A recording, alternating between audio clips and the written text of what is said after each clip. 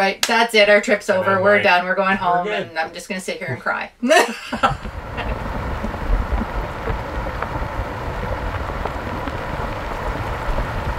Hey everyone, welcome back. If you're new here, we're Gordon and Marianne. We spent this last winter traveling in our 1984 fully renovated Class C motorhome, the Diesel Duchess. I'm sure everyone's had unexpected issues and breakdowns while traveling in their RV. We had a few, and we'll show you in this video how we overcame or tried to overcome any issues that we had. So our first issue was during our maiden voyage right after the renovation, and our fridge kept coming unplugged. Yeah, our 12-volt DC fridge it's not so much plugging into an outlet, it's plugging in at the back of the fridge, and yeah, it would just wiggle its way out on our shakedown ride. We discovered one problem with the RV reno. This is the second time now that this has happened. Our fridge comes unplugged. Fridge, like the wire that plugs into the back of the fridge. Oh, so it actually... It's like any appliance wire, right? With the plug like that. Oh, so it's a removable plug. Yeah. Oh, okay. I gotta put some silicone to hold it in better, I guess. It jiggles itself loose, and there's been lots of road construction. Another issue we had, which maybe people who tow trailers are familiar with, when you're backing up, you can't turn too sharp sometimes. So we got into a bit of a jackknife situation on a quick turnaround, and poked a little hole in the front of the trailer with the because we have stabilizer jacks on the back of our RV, and which wasn't a huge issue, didn't stop us or anything at that time, but it was something I had to repair along the way. I poked a little hole in the front there. I just been duct taping it. I got a roll of duct tape. It's 3M. I don't think it's 200 mile an hour duct tape, maybe 100 mile an hour. It doesn't seem super strong, but we'll do a couple layers. I think I can get her up to 150 maybe, and it'll last for a bit. I see the point of contact is the edge of the jack here. It makes a pretty good knife. It slices right into the trailer. So another issue, trailer lights. Anybody that tows a trailer knows trailer lights are something you got to stay on top of. We checked our trailer lights every once in a while, and we noticed we were starting to lose some lights in the LEDs, and eventually I had to get new lights along the road. We had lost one side completely, and somewhere along in New Mexico I had to install new trailer lights on the trailer for brake and turn and park lights and so on. Yeah, so this is the tail light. That's I only got like 2 LEDs on the top working for tail lights. These are the ones I found. They're a little bigger. Maybe we'll use the bottom hole and make a new top hole. Hazard lights on. Sweet. We're visible.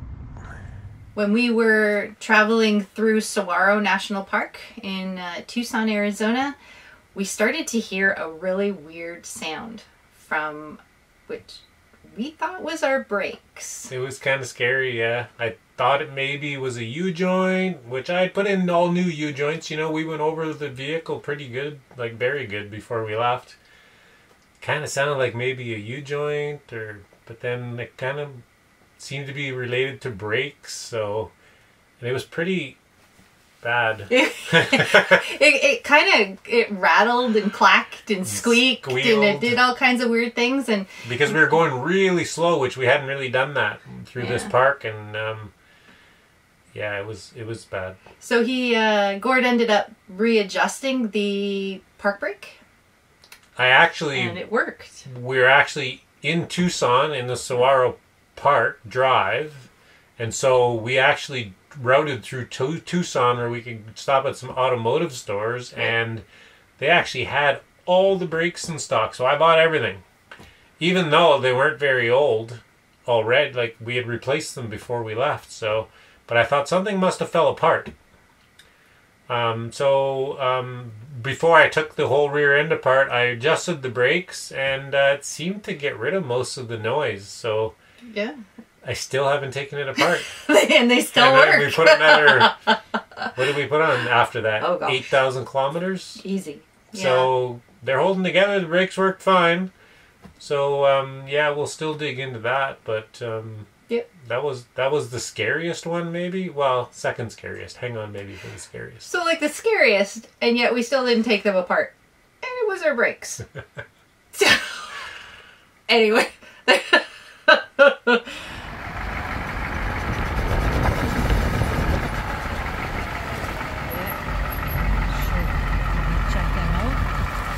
Just about to leave Quartzsite, head towards Phoenix to meet up with some friends of ours, and we discovered we had no hot water. Yeah, and you know what? I think that's kind of my fault. It was 100% your fault. What did I do again? You hit the little... There's a bypass lever. So the first time it happened, we have the bypass levers, so when we winterize the unit, we can drain everything.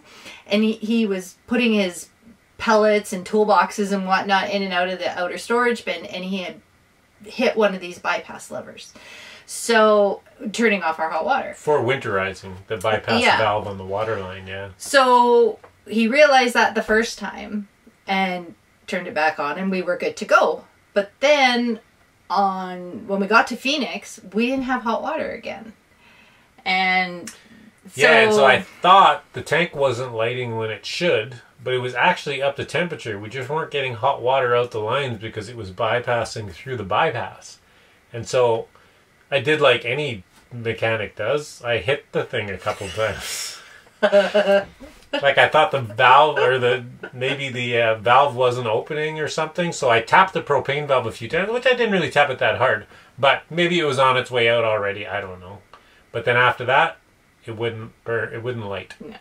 Yeah. So we ended up ordering a bunch of parts. We went to all kinds of RV dealerships, and nobody had the parts that we needed. I thought the thermocouple wasn't reading the temperature properly of seeing the flame was on. So I put a new thermocouple because it was cheap and they had it in stock, but that didn't do it. So then that told me the whole valve assembly was shot. So we had to order a valve assembly. Nobody had one in stock in Phoenix. But it worked out okay because we headed off to BC. So we ordered the part.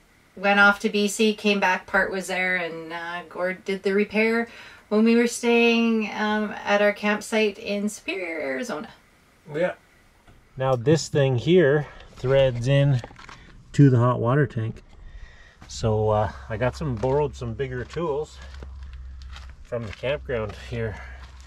I got a really big pipe wrench and some really big channel locks. So I'm hoping I can get on it and turn it. Oh, look at that.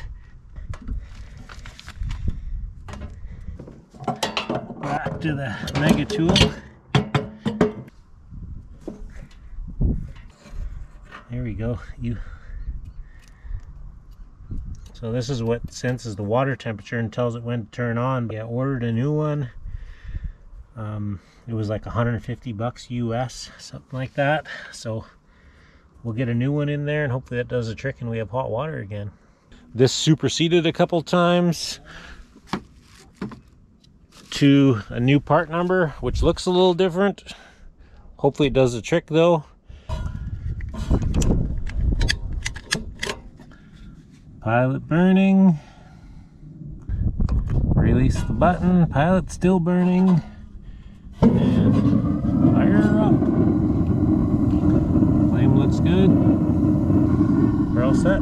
Probably the biggest breakdown we had, and the scariest breakdown, was a actual engine fuel issue. We actually have an episode on that called it was our Prescott Valley episode, and actually we have two on it. We have Prescott Valley and we have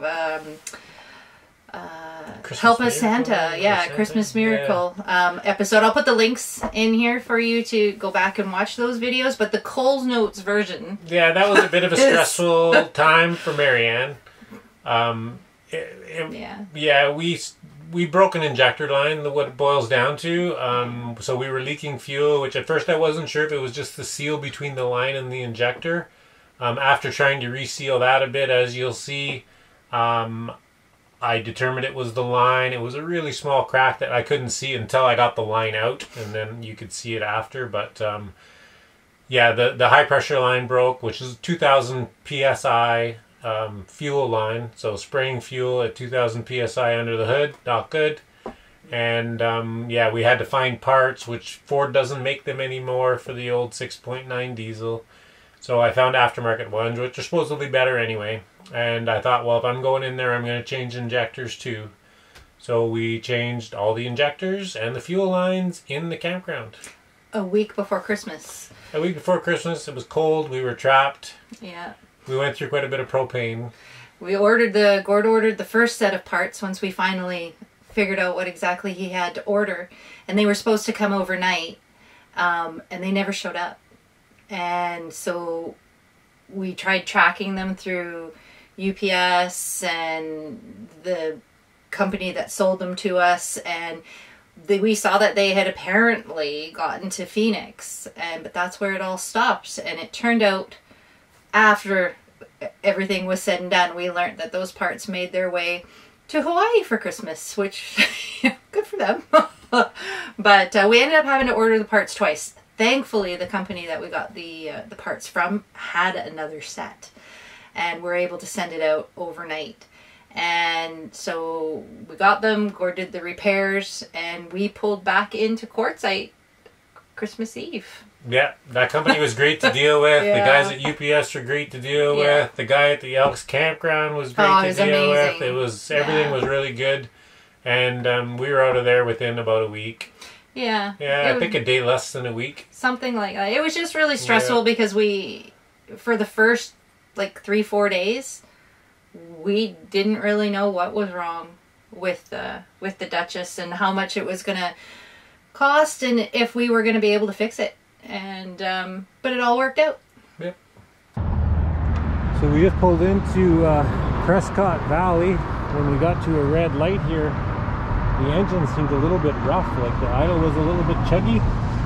And so I pulled off to the side here to check it out, and I see a bit of fuel on this side of the motor on top. So we'll fire it up here, have a look.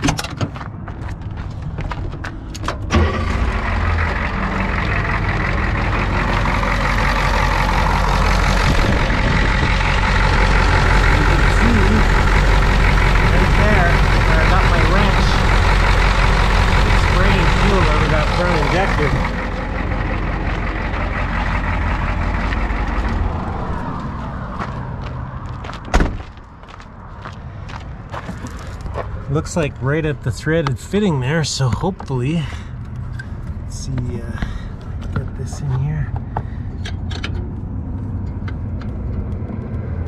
Oh, the fitting is tight. So we attempted a couple fixes, and we weren't able to get enough pressure on that fitting, so looks like we're gonna need a new injector feed line. And today's Saturday, so won't be able to order it till Monday, possibly come out of Phoenix, so maybe we'll see a part Tuesday if we're lucky. I don't know, we'll see. Around 4 p.m. on Monday, we got the answer that it would take 2 to 3 weeks to get new injector lines. I can order some lines, but I'm not sure where I want to get them shipped. There is some vendors available online that can ship them. I'm going to try and get that injector sealed up. Hopefully we can get it sealed and moves a few hours down the road and wait for parts to get shipped in. So I'm here at the UPS depot.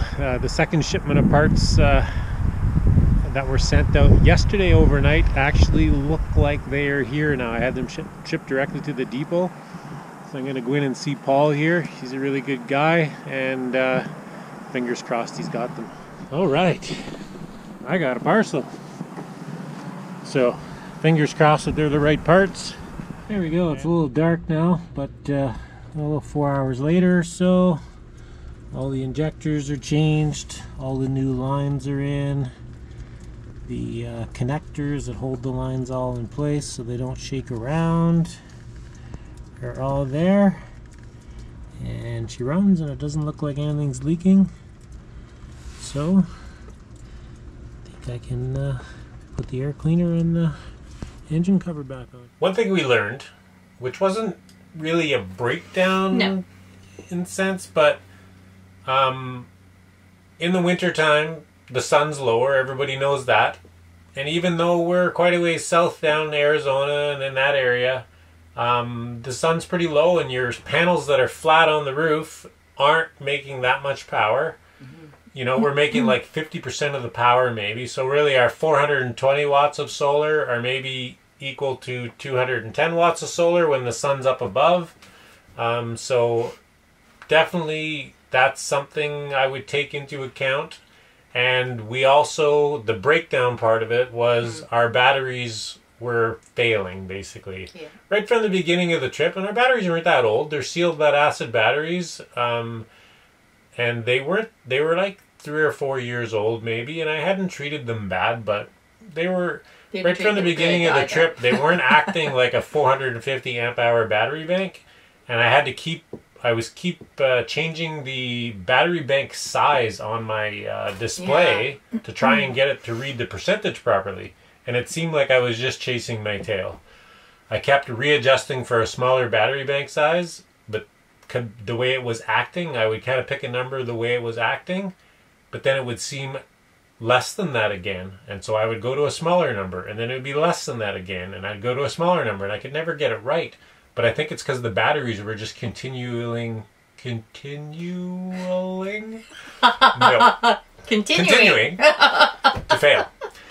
And we got to the point where we couldn't really make coffee because our coffee machine draws like 150 amps almost. And that's just not acceptable.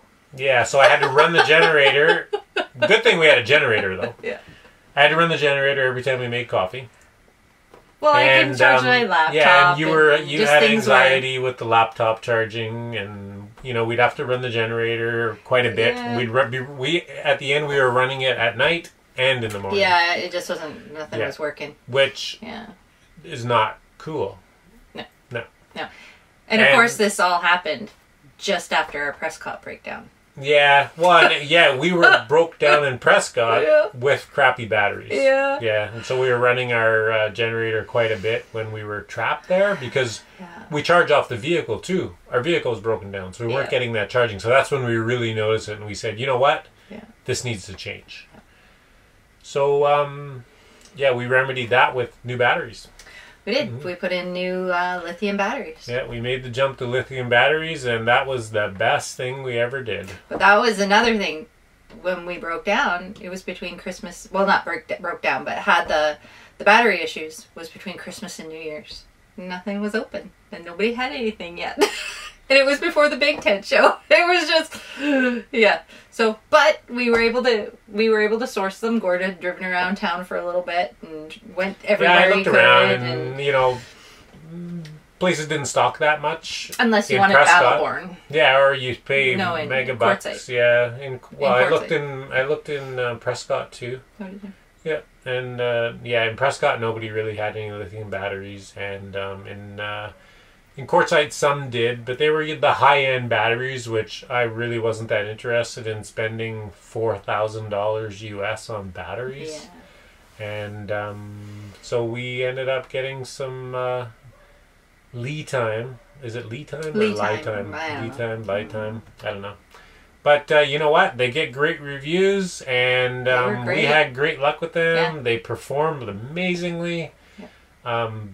You know, our 400 amp hour bank is 400 usable amp hours, not, 450 previously, but you could only use half of it. So we actually almost doubled our battery capacity.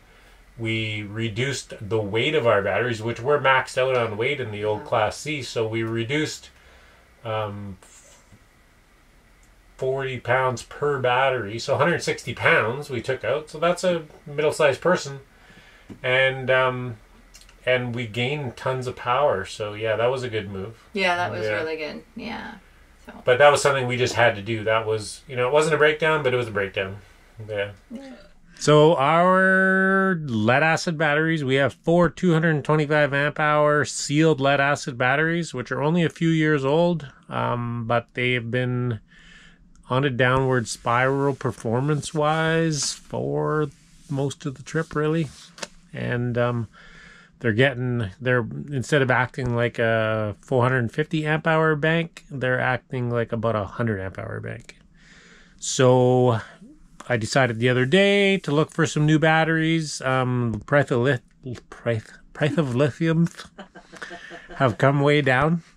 And so I did a bunch of looking around. Lead time or lie time, I don't know what you're supposed to say. But they've come down in price a lot now. They are the same company as Ampere Time, which seem to get good reviews. And, you know, instead of $1,000 a battery, these ones were about $250-ish US by the time tax and everything's included. So I'm going to get them all out of the box, test the voltage on them all, and see how they look. So I got the batteries out of the box and tested them all for voltage with the little multimeter here.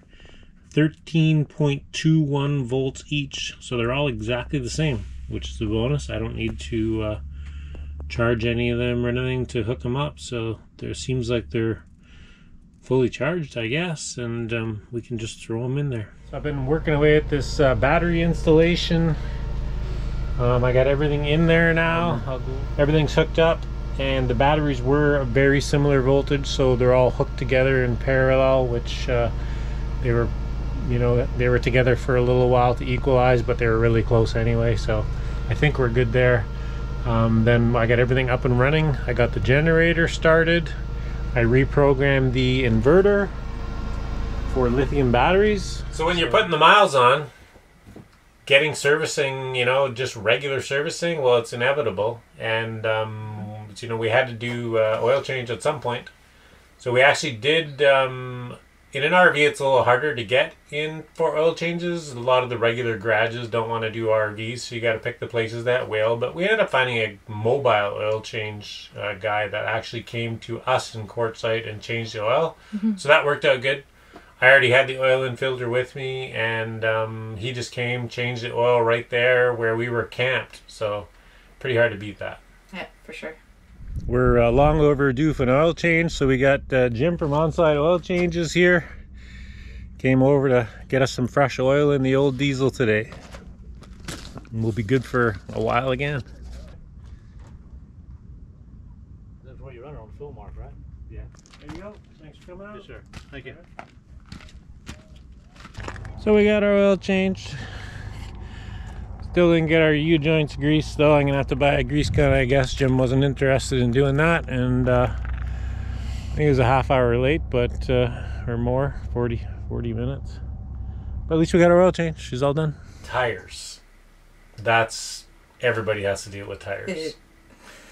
They wear, they get flats, they get issues, all kinds. And we had a couple tire issues.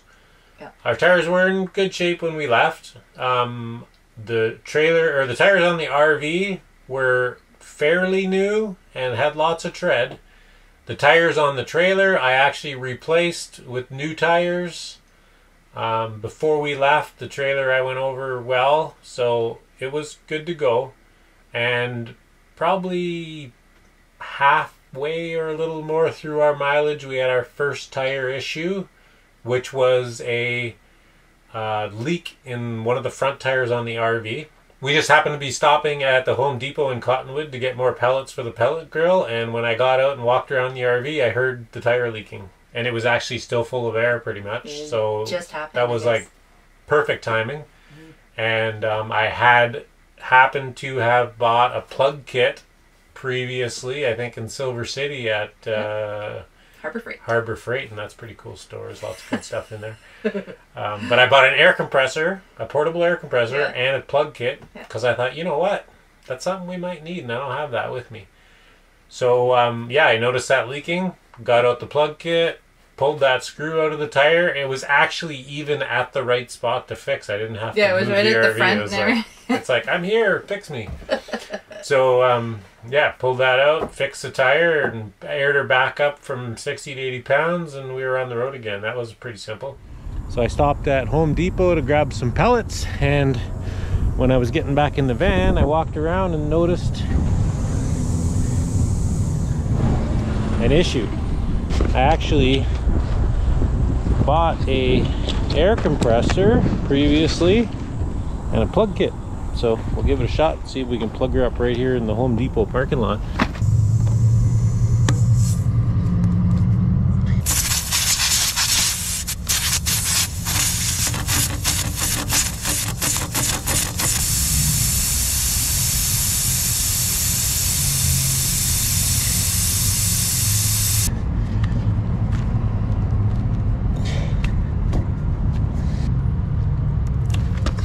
There's the culprit. Well, we're past 80 psi now. That should do it. The other tire issue, actually sticking with RV tire issues, front and back always wear differently. So near the end of the trip, well, not the end, but near the end of our southern travels before we headed home, I had noticed that the front was starting to get a little bit of uneven wear. You know, you'll get a bit of cupping and scalloping in front tires eventually if you don't rotate. So I noticed front tires were wearing a little bit unevenly, and I know if you let it go too long, you can't really correct it. So I at the campsite in Senator Wash, camping on the water, I did a tire rotation. I put front tires on the back tires on the front, and we were good there. So that was just like a preventative maintenance thing. No, not a real issue or breakdown.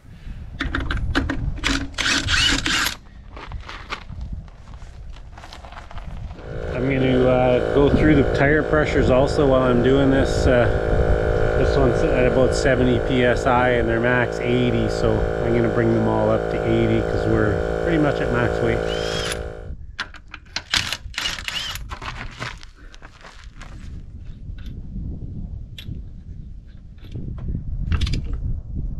And then the other tire issue, the third one, comes in threes, was the trailer tire. Even though I put new tires on the trailer, they weren't brand new tires. They were ones that I had, spare that I had sitting around. So they were a little bit dated probably.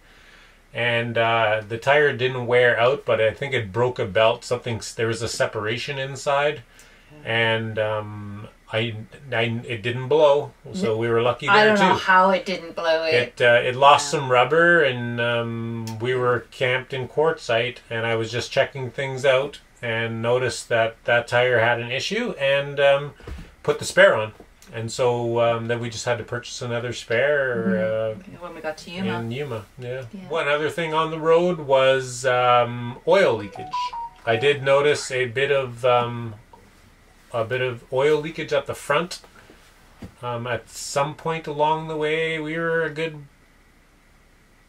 ways through our trip. And the Duchess, you'll see a little bit of oil, a couple drips from the oil pan sometimes, but this was excessive. It was more oil. And I got under there and had a look, and it was actually transmission oil from the transmission lines. I think it has an aftermarket oil cooler on the transmission, so it has some rubber hoses with clamps.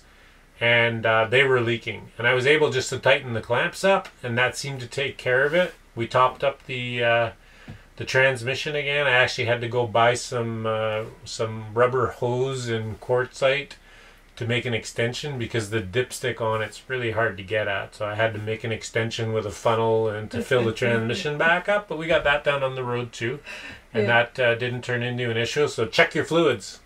You don't want to run her low on transmission fluid and hurt your transmission. Gord had installed a backup camera on the back of the Duchess that was powered off of our marker lights.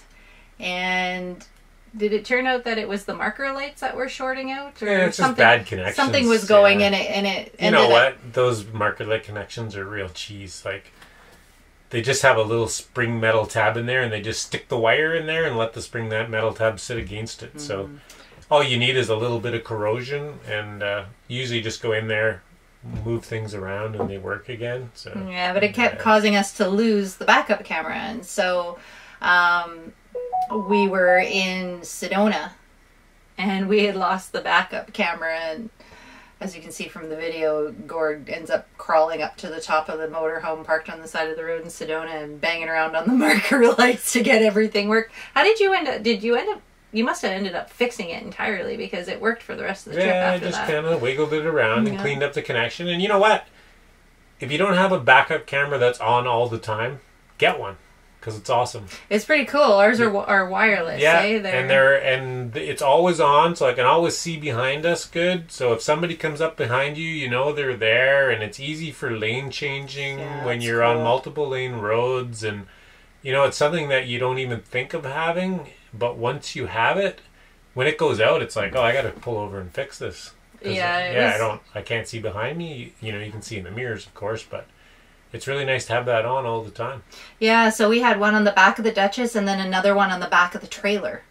So he was able to see everything and make sure everything between the Duchess and the trailer was good. And then... Yeah, when you're changing lanes going through a city or something and you're towing a trailer behind a 25-foot RV, there's a lot of space beside you. You know, if you don't have blind spot cameras and stuff like these new fancy motorhomes, that's your blind spot cameras. I could see... everything. Between the trailer and motorhome, what's in that lane. I could see what's directly beside us in my mirror, and I could see what's behind the trailer if somebody's coming up to get in that area with the other camera. So you could see all the way. Like, I didn't even think of that when I put them on, but that was the best part of having those cameras, and you wanted to make sure they're working. We keep losing our backup camera, and a couple of our upper lights aren't working. Time for another repair. Usually with RVs, there's all kinds of things inside that go wrong because they're really not made that well, mostly. The only real RV related, other than our old hot water tank, was our thermostat. It was the old original thermostat with the on-off switch and the slide, and it has a little springy thing inside, and it started getting wacko where it would turn on and just stay on and get super hot in here, and then it would finally click off, and it just, the range was huge. It was swinging all over the place. And you can kind of fine tune those with the little range adjuster on them, and I played with it, and I think it got worse. It did get worse. Yeah. It actually decided to not work anymore when it was really cold. Yeah, it was done. It was done. Yeah. Yeah. So we had to order a new thermostat, which we opted for a programmable one, which will be going in our next RV too, because you know what? When you're sleeping all night and you want to sleep in cool weather, we don't like sleeping in warm weather, so we don't want our furnace on really at night. No. We would set it for, 58 or something, 56, somewhere in there, which on the old thermostat, that's pretty vague. You don't even really, you're just like somewhere around here. Pick a spot. Yeah, and so some nights it was good, some days what nights it wasn't, maybe because it's a rough setting. But we like it cold at night, and then when you get up in the morning, you're like, I don't really want to get out of bed. It's cold. Yeah. And so with the programmable thermostat, you know what time you're going to get up in the morning because you got to watch the sunrise when you're in your RV. You set that thermostat to come up to whatever, 65 or 70 at whatever time, half an hour before you get out of bed, and boom. It's awesome. Nice and warm when you get up. Yeah. So programmable thermostat is the bomb. So traveling in any RV, especially a 40-year-old RV, you have concerns you're going to break down. Yeah. Definitely, I probably didn't show it at any time, but I was concerned that we would never get this thing back home. Yeah. It's 40 years old. Yeah. We check it over as much as we can, but you could have a brand new RV that has a catastrophic failure. Yeah. So, you never know. And, actually, when we got home, I wasn't really that happy to be home, but I was happy that the RV made it all the way around and made it home. It was quite the feat, I thought. And you know what? It's still running strong. Yeah, for sure. Yeah, and I think it's important that whether you have a brand new RV or an old restored one like ours, it's important to mentally be prepared, have it in the back of your mind that something at some point is going to go wrong. And so just sort of anticipate. I know it sounds a little pessimistic, but just so that when it does happen, it doesn't hit you so hard. Like the little breakdowns and things that kind of went wrong, I mean, that happens at home too, right? So those things for me personally weren't that big of a deal. The big breakdown, that was a hard one. And that one, for me was more, oh my gosh, yeah, the trip's coming to an end, but are we actually going to have to leave the Duchess in Arizona because we're not going to get her fixed? And that, I hadn't really prepared myself for that. She kind of went right to that almost. I did. I just went right, that's it, our trip's over, we're done, we're going home, and I'm just going to sit here and cry. Which I did, you know.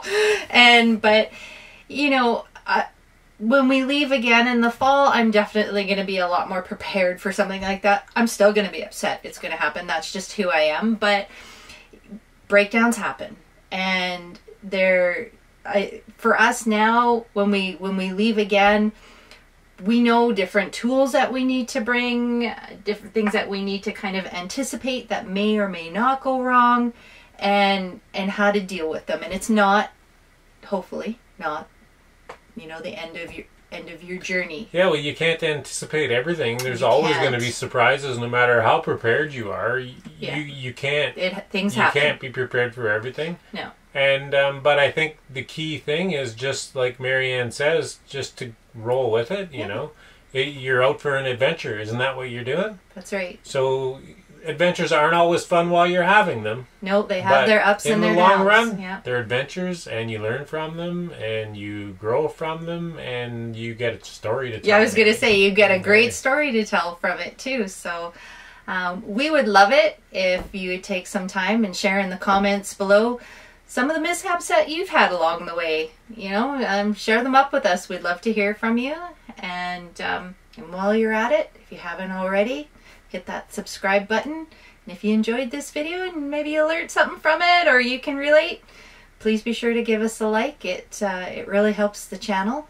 And check us out on Patreon for content that you don't see here that's a little more current. That's right. Another thing that's really important to have, I think, as you're traveling, is roadside assistance for your RV. And there's lots of companies out there that do offer it. I had to do a little bit more research to find a company that would deal with us in Canada as well as in the States. And the one that we ended up going with is CoachNet. And that reminds me, we had another issue. The only time we called CoachNet. The only time we called CoachNet. We locked ourselves out of our RV. And luckily, discovered we had an open window in the back that... You'll see that little clip on our coming home video. Yeah. He boosted me up and I got in through the bedroom window. But we did have to call them. And they were amazing. They were really, really good. And I can't remember off the top of my head exactly what our annual subscription with them cost, but it really wasn't much. $200-300, somewhere in there. I'll post it up. But I called them. They were so nice. Their first question was, "Are you safe?" And then from there, they took all our details and whatnot. They were really, really great to deal with. And I think, you know, it just adds that little bit of extra peace of mind for if you do break down, that you know that you can call someone, you're going to get that friendly voice, calming voice on the other end, and they're going to take care of you and help you get to safety. But again, that's just one company. That's the one that I found. You have to take into account that you're driving an RV. Yes. So you have to make sure that that company will tow a vehicle the size that you are driving. Yep. Because there's vehicle limits on different roadside assistances. You have to take into account where you're going. Are you going to US, Canada, Mexico? Do those places service the places you're going? Yeah. And also where you're going in relation to the distance you might need to get towed. Yeah, are they going to tow you far enough? Yeah, if you're some places in the US, there's towns with service centers all over the place.